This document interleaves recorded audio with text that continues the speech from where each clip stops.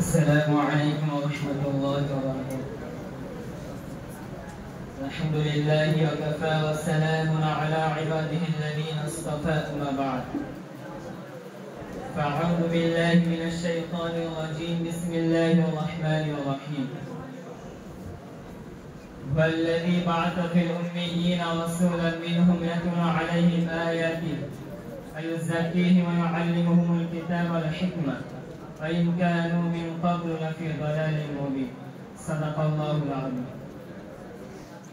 আজকে সিরাতে রাসূল অনুষ্ঠানের সম্মানীয় বিচারকদ্বয় ও আমার সামনে উপবিষ্ট শ্রোতা মণ্ডলী প্রত্যেককে আমার আন্তরিক সালাম, প্রীতি, শুভেচ্ছা ও মোবারকবাদ। আজ 12 রবিউল আউয়াল, এই মাসে হযরত মুহাম্মদ সাল্লাল্লাহু আলাইহি সাল্লাম জন্মগ্রহণ করেছিলেন এবং এই মাসে তিনি মৃত্যুবরণ করেছিলেন। আজ সমগ্র বিশ্বে বিশ্বনবীর জীবন দিবস আলোচনা হচ্ছে। তাই আজ আমি আদর্শ শিক্ষক রূপে বিশ্বনবী সাল্লাল্লাহু আলাইহি সাল্লাম কেমন ছিলেন সেই বিষয় নিয়ে প্রবন্ধ আকারে কিছু বলার জন্য দণ্ডায়মান হয়েছে। ইসলামের শিক্ষার গুরুত্ব অপরিসীম। শিক্ষায় একটা জাতির আলোকোজ্জ্বল ভিত্তি। মানুষের মধ্যে আল্লাহ প্রদত্ত যেসব গুণাবলী রয়েছে তার বিকাশ ঘটে শিক্ষার মাধ্যমে। অজানাকে জানা, অচেনাকে চেনা মানুষের স্বভাবজাত বিষয়। জ্ঞান চর্চা ও জ্ঞান অর্জন করতে হলে শিক্ষা অপরিহার্য। সেই অপরিহার্য শিক্ষা ও শিক্ষাকে সুশিক্ষায় রূপ দিতে আদর্শ শিক্ষকের বিকল্প নেই। প্রকৃত অর্থে শিক্ষকরাই জ্ঞান অর্জনের কেন্দ্রবিন্দু। প্রতিটি মানুষ তার শিক্ষকের কাছে জ্ঞান অর্জন করে। শিক্ষক থেকে আহরিত জ্ঞানই মানুষকে যথার্থ শক্তি, শান্তি ও মুক্তির পথ নির্দেশ দিতে পারে।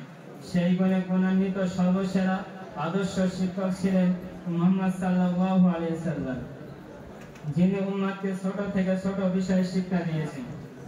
ইবনে মাজাহ 44 নম্বর হাদিস থেকে বর্ণিত, বিশ্বনবী সাল্লাল্লাহু আলাইহি সাল্লাম ইরশাদ করেছেন, নিশ্চয় আমি শিক্ষক রূপে প্রেরিত হয়েছি। হযরত মুহাম্মদ সাল্লাল্লাহু আলাইহি সাল্লাম ছিলেন শ্রেষ্ঠ শিক্ষক। হযরত মুহাম্মদ সাল্লাল্লাহু আলাইহি সাল্লাম গোটা মানব জাতির সর্বশ্রেষ্ঠ আদর্শ শিক্ষক রূপে এই ধারায় আগমন করেছিলেন। তিনি ছিলেন আদর্শ শিক্ষক, যার শিক্ষা দীক্ষা মাত্র 23 বছর সংক্ষিপ্ত আকারে জ্ঞানের আলোকিত মশাল হয়ে সমগ্র আরবে উপদ্বীপকে আলোকিত করেছে। পাল্টে দিয়েছে তাদের বর্বরতাকে মানবতায়। তিনি সমগ্র পৃথিবীর জন্য কল্যাণ ও হেদায়েতে এমন এক মশাল পরিচালিত করেছে যা কিয়ামত পর্যন্ত আগত মানব ও জিন জাতিকে ইনসাফ, সুখ, শান্তি, নিরাপত্তা ও সমৃদ্ধির আলোকে উজ্জ্বল পথ দেখাবে। অতি সংক্ষিপ্ত সময়ে বিশ্বনবী সাল্লাল্লাহু আলাইহি সাল্লাম আরবে অনারবে যে বিস্ময়কর বিপ্লব গঠন করেছেন তার অপ্রতিরোধ্য গতি ও ব্যাপকতা দেখে বিস্মিত ও চিন্তিত হয়েছে সেসব লোক যারা ব্যক্তিত্বের এবং তার কল্যাণময় মিশনের কঠোর বিরোধী ছিল। এটা তার শিক্ষারই বিস্ময়কর প্রভাব ছিল। এই অতি সামান্য সময়ে আরব অশিক্ষিত অজ্ঞ জাতি, যা ছিল এক সময় শিক্ষা দীক্ষা, তাহসিব, তামাদ্দুন, সভ্যতা, ভদ্রতা সম্পর্কে একেবারে অজ্ঞ, সেই তারাই সমগ্র জাহানে পরিচালিত করেছেন এবং শিক্ষা দীক্ষা, সভ্যতা, ভদ্রতা ও সামাজিকতা, পরিশীলতা,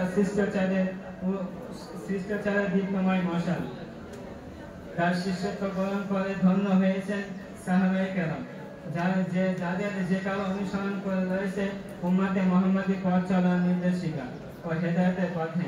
তাই রাসূল সাল্লাল্লাহু আলাইহি সাল্লাম তাদের ব্যাপারে বলেন, নিশ্চয় আমার সাহাবীরা আকাশের তারকার মতো। তোমরা তাদের যে কালো অনুসরণ করলে হেদায়েত তথা সঠিক পথ নির্দেশনা পাবে। শিক্ষা বিস্তারে রাসূল সাল্লাল্লাহু আলাইহি সাল্লাম। মহানবী সাল্লাল্লাহু আলাইহি সাল্লাম আগমনের আগে আরবে ছিল সীমাহীন মূর্খতার যুগ। সে যুগে জাহিলিয়াতের যুগ হিসেবে ডাকা হতো। অজ্ঞতার অন্ধকারে নিমজ্জিত জাতি তখন এমন কোন কাজ ছিল না যা তারা করেনি। এমনকি মেয়ে সন্তানদেরকে জীবন্ত পুঁতে ফেলত। রাসূল সাল্লাল্লাহু আলাইহি সাল্লাম মদিনায় হিজরত করার পর আনুষ্ঠানিকভাবে সুফা নামক বিশেষ শিক্ষা কেন্দ্র চালু করেন। এতে বেশিরভাগ ওইসব মুসলমান অবস্থান করেন যারা যাবতীয় পার্থিব ক্রিয়াকর্ম থেকে মুক্ত হয়ে দিন রাত ইবাদত জ্ঞান অর্জনে মগ্ন থাকতেন। মহানবী সাল্লাল্লাহু আলাইহি সাল্লাম শিক্ষক ও শিক্ষার প্রতি যে অনুরাগী ছিলেন এবং শিক্ষকদের মূল্যায়ন করতেন তার প্রমাণ মিশকাত শরীফের হাদিস থেকে বর্ণিত। রাসূল সাল্লাল্লাহু আলাইহি সাল্লাম একদিন মসজিদে গেলেন। মসজিদে তখন দুটি মজলিস চলছিল, একটি হচ্ছে জিকিরের মজলিস, অন্যটি পাঠদানের মজলিস। নবী সাল্লাল্লাহু আলাইহি সাল্লাম পাঠদান তথা জ্ঞান অর্জনের মজলিসটিতে বসলেন এবং মন্তব্য করলেন, আমাকে শিক্ষক রূপে প্রেরণ করা হয়েছে। এভাবে উদ্দীপনামূলক নানা উক্তি ও কর্মের মাধ্যমে শিক্ষার ব্যাপকতা লাভ করে। শিক্ষা বিস্তারে রাসূল সাল্লাল্লাহু আলাইহি সাল্লামের পদক্ষেপের অনেক উদাহরণ রয়েছে। এর মধ্যে বদরের যুদ্ধের সময়কাল অন্যতম নজির। মুসনাদ আহমদ প্রথম খণ্ড 247 পৃষ্ঠায় বর্ণিত রয়েছে, দ্বিতীয় হিজরি 17 রমজান শুক্রবার বদরের যুদ্ধ অনুষ্ঠিত হয়।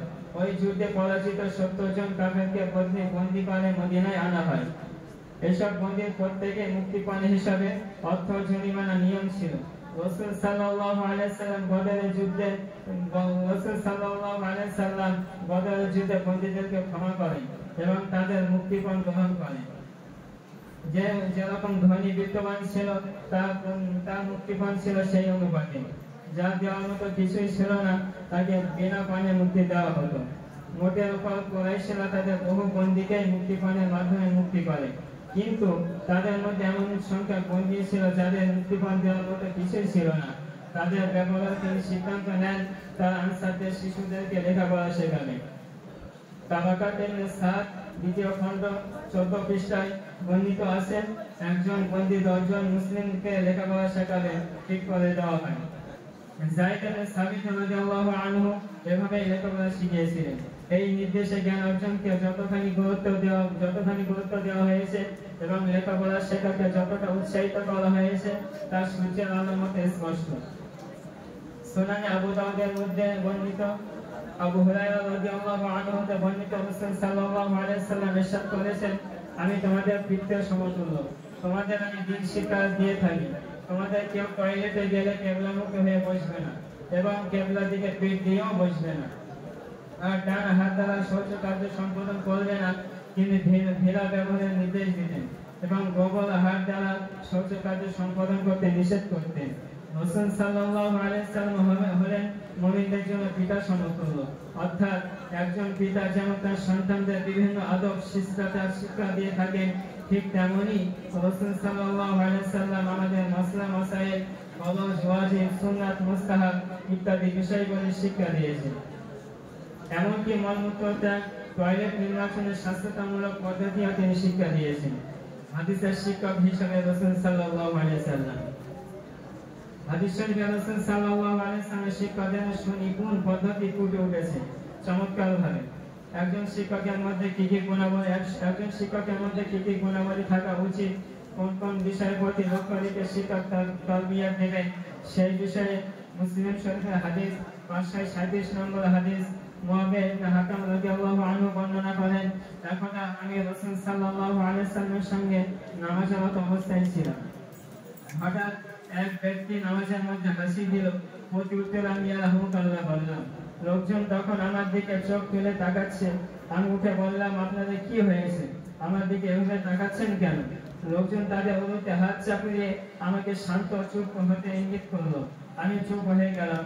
রাসূল সাল্লাল্লাহু আলাইহি সাল্লাম নামাজ সালাম ফিরিয়ে নামাজ শেষ করলেন।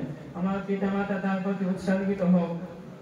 তার মতো এত উত্তম ও সুন্দর শিক্ষাদানকারী কোনদিন তার কাছে আগে কখনো দেখিনি এবং তার পরেও দেখিনি। আল্লাহ কসম, তিনি আমাকে না প্রহার করলেন, না তিরস্কার করলেন, না ধমক দিলেন। তিনি বললেন, আমাদের এই নামাজ মানুষের কথাবার্তার উপযোগী নয়, অর্থাৎ নামাজ এ ধরনের কথা বলা যায় না, বরং এত হলো তাসবিহ, তাকবীর ও তেলাওয়াতে কোরআন।